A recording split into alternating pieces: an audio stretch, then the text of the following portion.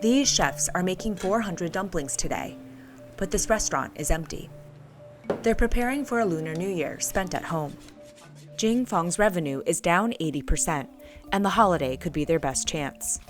They're shipping frozen dim sum kits across the country to keep the New Year spirit and the business alive.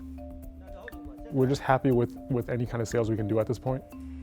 But after a year of plummeting sales, will it be enough to keep the restaurant afloat?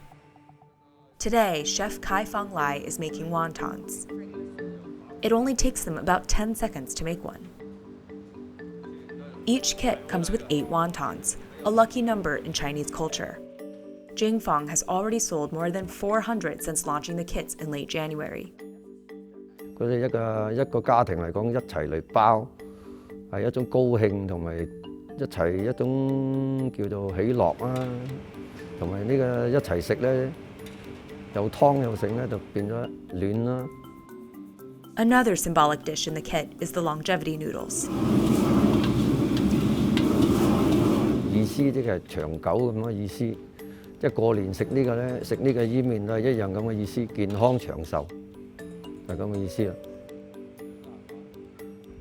On the other side of the wall, Chef Jin Ron and his team work on the restaurant's famous dim sum dishes. Before the pandemic, dim sum service was one of Jing Fong's specialties. It was especially busy during Lunar New Year, when they hosted 800-person banquets throughout the holidays. 喝早茶的是中国人很正常一种聚会，现在好像亲戚也不来了，也没有地方去喝茶了，哪里有这种感觉？ Today, they're preparing har gow, or shrimp dumplings. The chefs pinch 8 pleats for good luck. 3、4、6、7、8。 Shaped like ancient money, the dumplings signify wealth. Tradition says that the more you eat, the more money you'll make in the new year. Jing Fong sells the kits nationwide through gourmet delivery service Goldbelly for $109, but locals can pick them up for $65.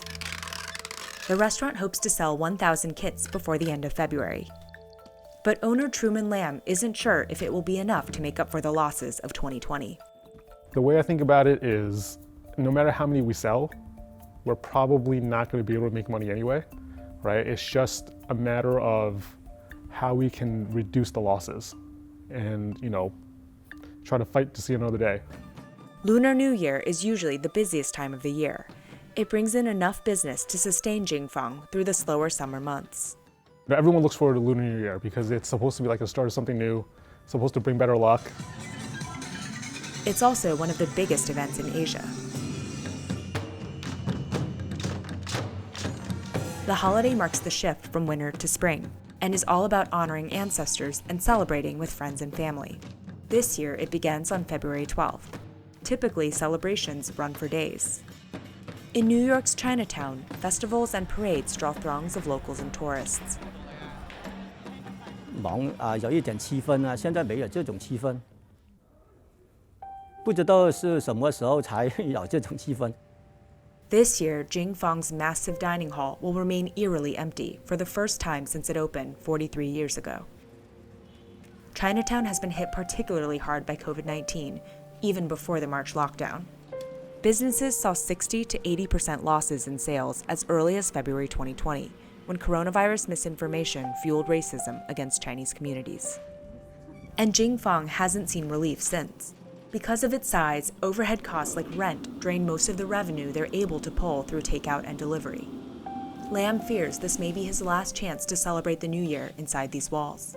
I think the hardest thing would be to think about if I were to ever have kids, I wouldn't be able to bring them up here, right? Like we wouldn't have those big family dinners anymore in this location.